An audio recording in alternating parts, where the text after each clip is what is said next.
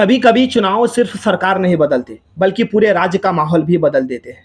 ऐसा ही कुछ देखने को मिला पश्चिम बंगाल के चुनाव में, क्योंकि इस बार 15 साल तक लगातार सत्ता में रहने वाले टीएमसी को बुरी तरह से हार का सामना करना पड़ा और बीजेपी 294 में से 200 से ज़्यादा सीटें जीतकर बंगाल में एक इतिहास रच दिया। लेकिन जैसे ही चुनाव के ये परिणाम आए, उसके कुछ ही घंटों बाद बंगाल के कई जिलों से हिंसा की खबरें भी आने लगी। कोलकाता, हावड़ा, मुर्शिदाबाद जैसे और भी कई इलाकों से कहीं पार्टी दफ्तरों में आग लगा दी गई, कहीं दुकानों में तोड़फोड़ हुई, तो कहीं लोगों पर हमला किया गया। इंडिया टुडे और टाइम्स ऑफ इंडिया की रिपोर्ट के अनुसार कई लोगों की मौत और दर्जनों लोग घायल भी हुए। लेकिन इस मामले पर बीजेपी और टीएमसी दोनों एक दूसरे पर हिंसा फैलाने का आरोप लगा रहे हैं। बीजेपी का कहना है कि उनके कार्यकर्ताओं को निशाना बनाया जा रहा है, जबकि टीएमसी का आरोप है कि बीजेपी की जीत के बाद उनके दफ्तरों और समर्थकों पर हमला किया जा रहा है।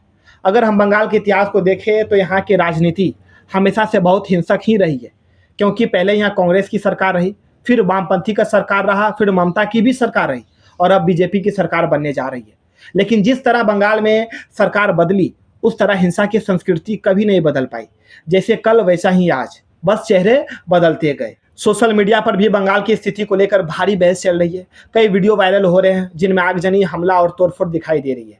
हालांकि इनमें से कुछ मामलों में फेक वीडियो और गलत दावे भी सामने आए हैं।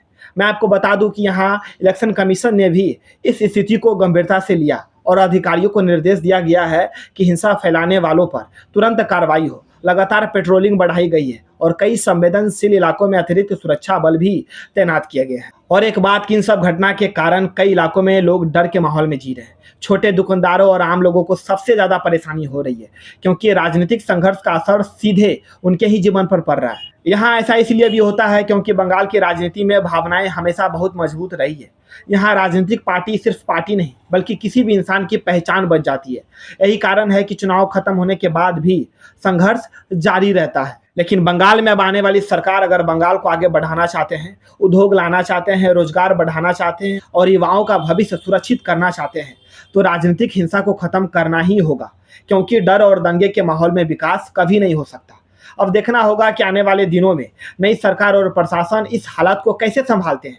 क्या बंगाल की राजनीति बदलेगी?